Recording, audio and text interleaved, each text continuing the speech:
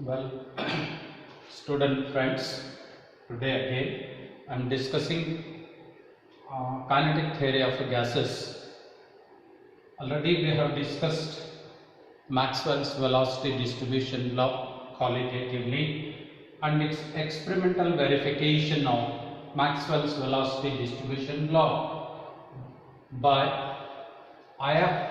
Zartman and C.C. Coe. They have their own method. Together they have performed the experiment and it's mentioned in our syllabus, that is I.F. Zartman and Coe method. Well, I have drawn here the figure already. This is experimental arrangement and I have here the experimental result. Well, when we have discussed graphical representation of Maxwell's law of velocity distribution, the curve is again like this only. Along y-axis, there we have plotted dn by n, that is the probability. Dn by n is the probability. Dn are the fraction of molecules out of n. N are the total number of molecules versus the parameter called as x, there the displacement according to theoretical expression. Here the solid curve, that is which I have shown, is the theoretical curve according to Maxwell's velocity distribution law. This distribution curve called as theoretical curve or Maxwell's velocity distribution curve says that there are small number of molecules which are having very large velocity, as well as there are small number of molecules which are having very low velocity. On an average, most of the molecules, they have the velocity in the region, that is a peak region, and that particular velocity here, the peak curve belongs to this dot, you can say at the center, is called as most probable velocity. Most of the molecules, they lie in this region called as most probable velocity. Now the area under this curve determines the total number of molecules involved in the gas system. Well, this theoretical curve or distribution graph here doesn't give the value of doesn't give the velocity of individual molecule. It gives the fraction, that is the probable velocity, and here this is the probability region, or we have seen in that curve it is x equal to xm, that is most probable velocity. Let us come to the experimental verification of Maxwell's velocity distribution law by Zartman and Zartman, it is Z-A-R-T-M-A-N and Coe. They are the scientists. With their collaboration, they have done this experiment. There are other methods also. Many scientists have tried to perform the experiment or tried to verify the Maxwell's velocity distribution law experimentally. But in our syllabus, this has been mentioned. The Zartman and Coe method is mentioned because this Zartman and Coe method is found to be most accurate than the other methods. Let us come to the experimental arrangement. Already I had drawn the figure to save my time. Now in this figure we have drawn a box here. This is nothing but a chamber. This entire apparatus is enclosed in a evacuated chamber. They connect a vacuum pump and they remove the air from it so that high evacuation or high vacuum is maintained inside the chamber. Now Here O is the oval. O is the oval in which they take the sample. The sample here is a bismuth, and below they take the sample, they put that into a oval, and they heat that oval around 800 degrees centigrade. Here the bismuth melts and it gets evaporated. Vapors of bismuth, I have shown it here with a dotted. And then the vapors of bismuth gets ready. At the top of the oval, they have fixed what is called as a slit. S1. You can see the arrow marks here in around this edge. That is, the vapors are coming out. So here, with the help of this slit, we take a beam of molecules. What I mean to say, they melt the bismuth, they convert into vapors, and the vapors, they contain what is called as vapors contain molecules. The sample here, or the gas here, is bismuth gas. In the form of gas it is converted into a gas. And with a slit arrangement, there is one more slit, S2, exactly above to S1. The slit S1 and S2, they collimate the beam of bismuth molecules. Collimate in the sense they give the proper direction, proper path to the beam of molecules. So the beam gets collimated, and then the beam which is passing from S1 is also passed through the S2. Above the S1 and S2, they have the, say, cylindrical or spherical drum, and this drum they have placed in such a way that it is perpendicular. It is perpendicular to the plane of board here or plane of paper. That means this is a figure, this is slit S1, S2, and they have fixed this drum perpendicular to that. That is, say, beam here, and the drum is fixed. Drum is fixed in such a way that it should rotate about its axis. It is fixed about its axis and it is free to rotate. That arrangement they have done. So inside this drum they have fixed a glass plate. P is a glass plate here. P is a glass plate. I'll write it is P. Its end is one end and say B is another end. It is fixed. The drum can be opened as well as closed because we have to remove ultimately the plate. Now the plate is fixed because it's a glass plate on which this molecular beam gets deposited. This drum is rotated with a constant speed. So the speed of rotation of the drum about its axis is around 1000 to 1500 RPS, rotation per second. So it is rotated with high speed. So it is rotating about its axis.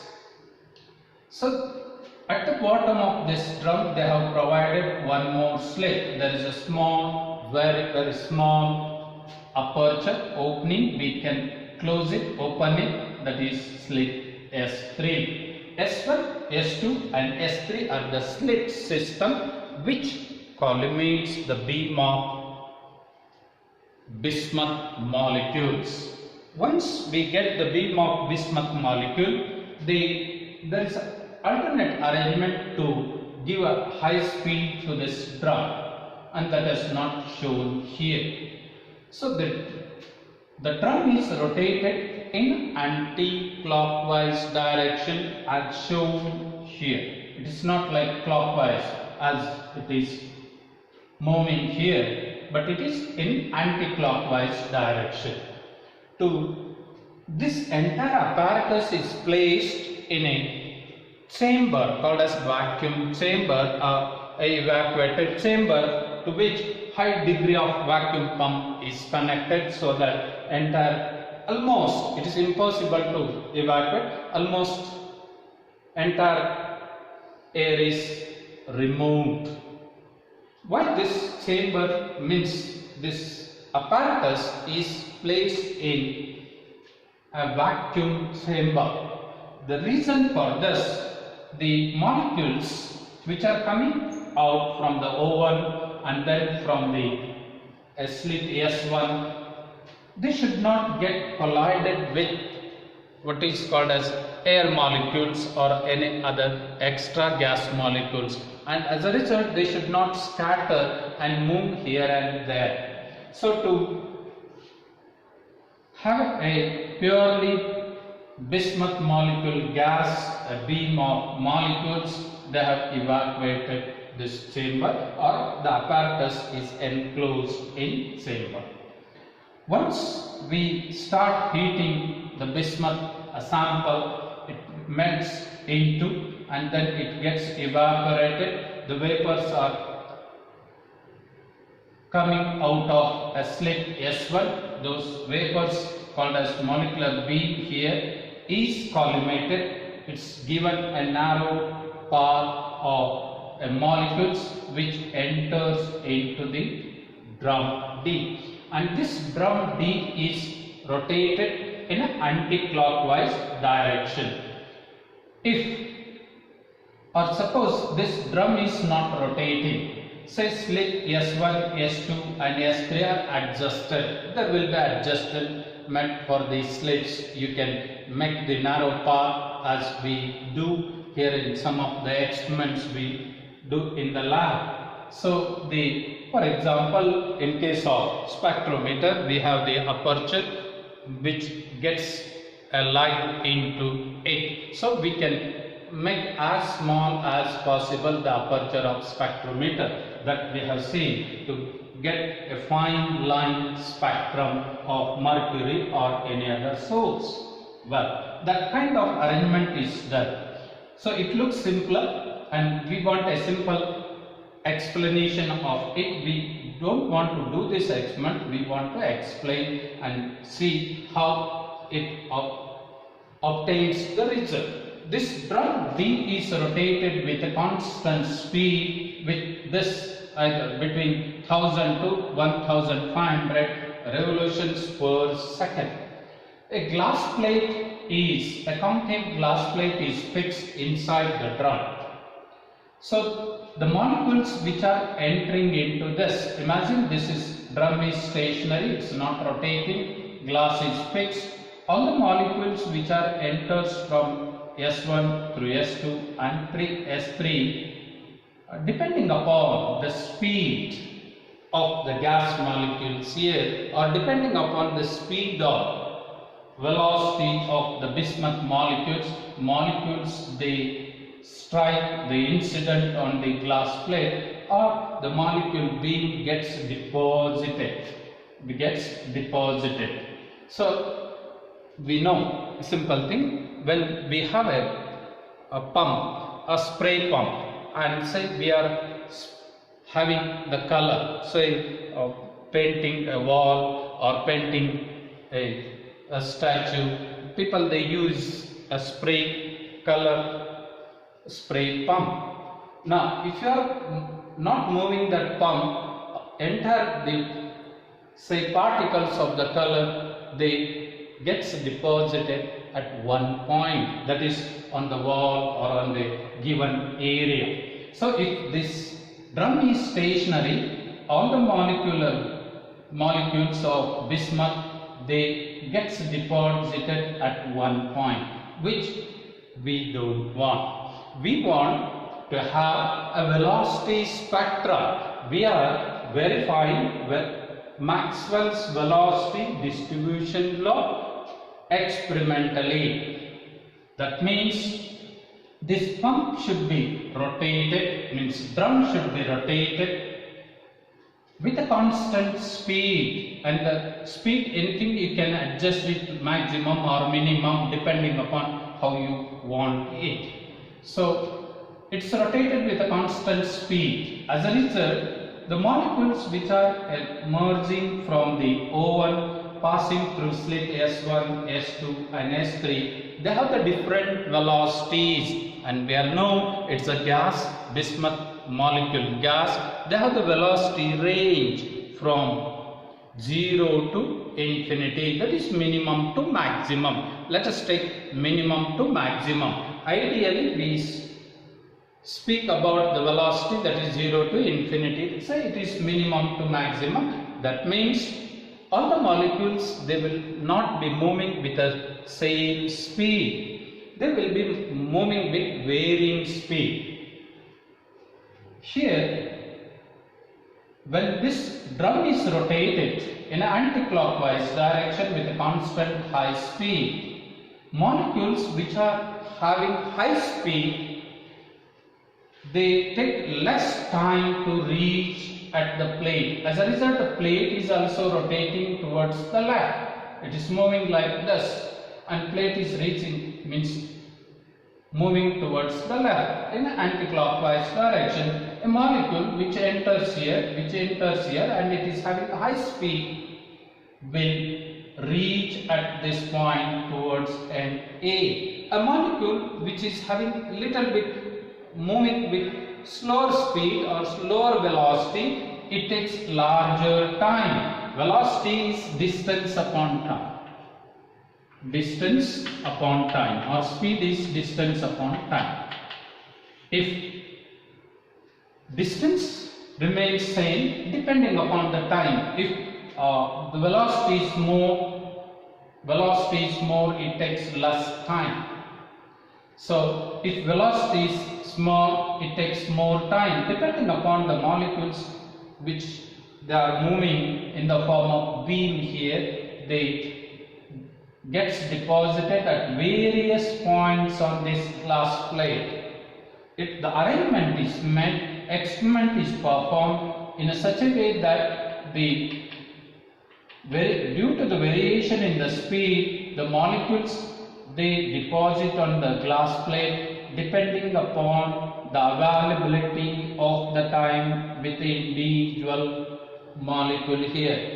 Molecules which are having less time with them, they get deposited nearer to the end A, and molecules which are having more time with them, they get deposited away from end A. As a result,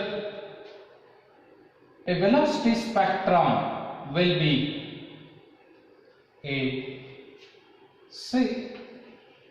film is deposited on the glass plate.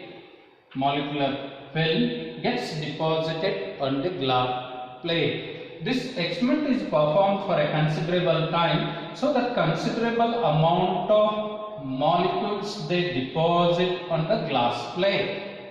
Now, question is, how do they verify this velocity distribution law? We want the distribution, either the displacement or some distance, and the probable molecules here. What they have done is, after having a considerable amount of deposition on the glass plate, they stop this drum, they open that drum, and they take out what is called as a glass plate. Once they take out the glass plate, they find out what is called as relative intensity of the gas molecules which is deposited on a glass plate, that is I upon I naught. And they measure this relative intensity of gas molecules with the help of microphotometer.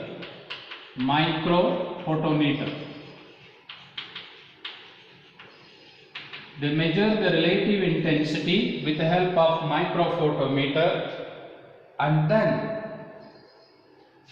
even they measure the distance here from the 0 point or from a mark here.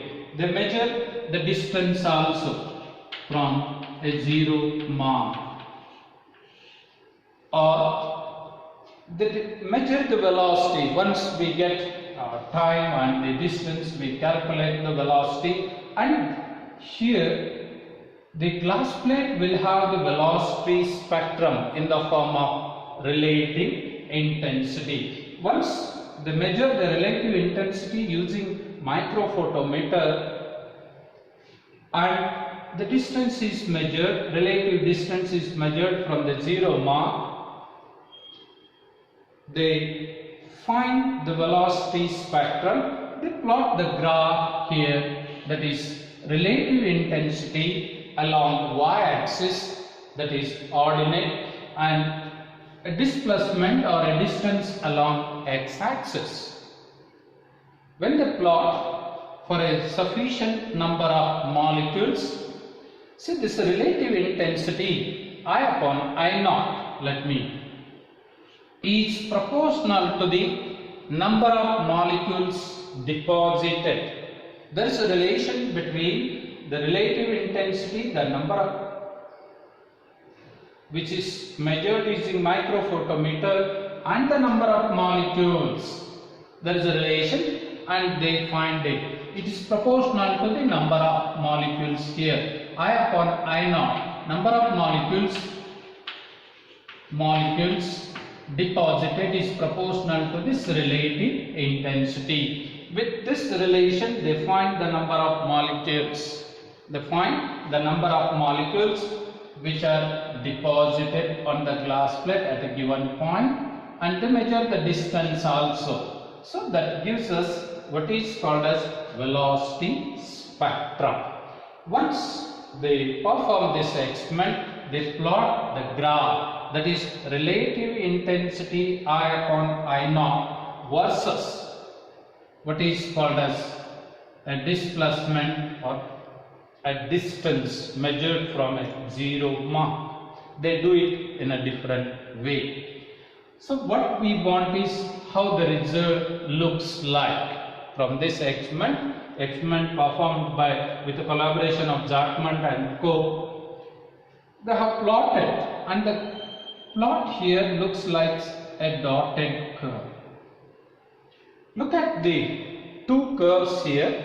The solid curve is a theoretical curve and dotted curve is experimental curve. Once we confirm, once we look at the graph, it is similar to the, or both the graphs they coincide, a dotted curve and a theoretical solid line curve.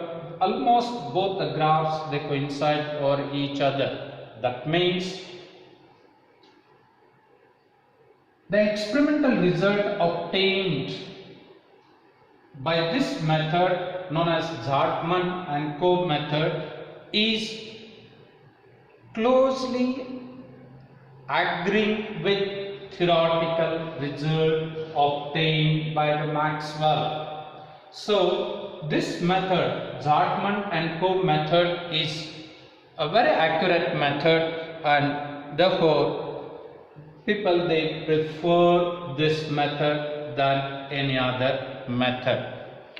Hope you got this. Go through my notes, students, friends. You are at different places today. We are providing the material. We cannot satisfy you 100%. Still, we can take you nearer to that. For that, from your side, you should have a proper response. Already I have uploaded the notes regarding this. Go through, take the xerox of it. If it is available, take the printout of it. Go through the notes first, and then go through the uploaded videos. If you have any ambiguity, please bring to our notice. We'll correct it. If you have any doubt about this, please contact me already. I have given my number, URL in our group. That's no question. See, this method normally they ask for 5 marks.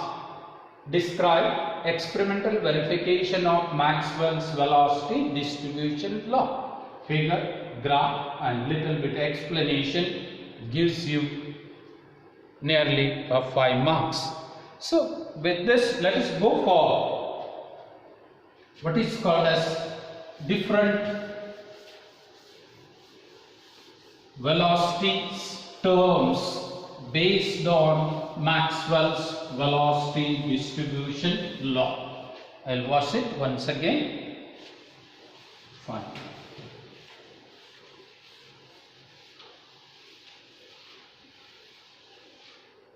Expressions for different velocities. Yeah. Derivation of different or expression. Derivations of expressions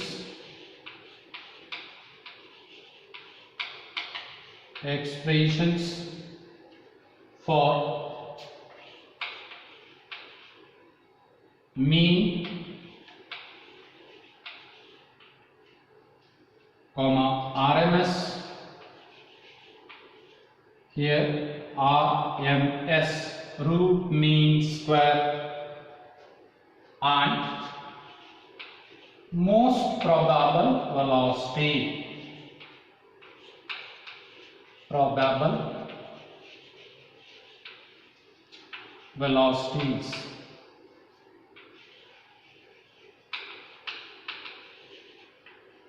See, these 3 derivations, the simple derivation, they are the candidates for 5 marks. We have 3 derivations: derivation for mean or average velocity, derivation for root mean square velocity, and derivation for most probable velocities. These are the 3 terms. You have studied already radioactivity, natural radioactivity. Natural radioactivity is again a statistical phenomena. You might have read it. If not, please remember, radioactivity is a statistical phenomena. So also this Maxwell's law of distribution of velocity is also statistical phenomena. It is based on the principle of probability.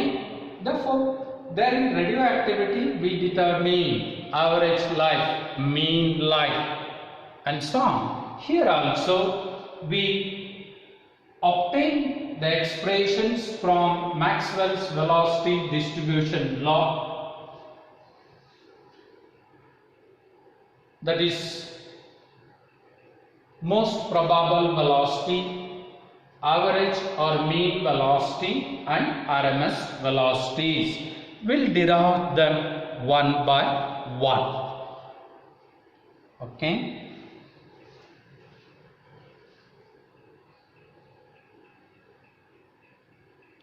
Let us go for the most probable velocity. Most probable velocity. I'll rub this now.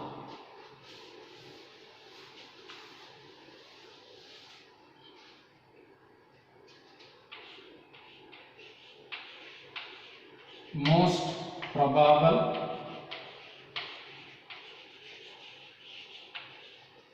velocity.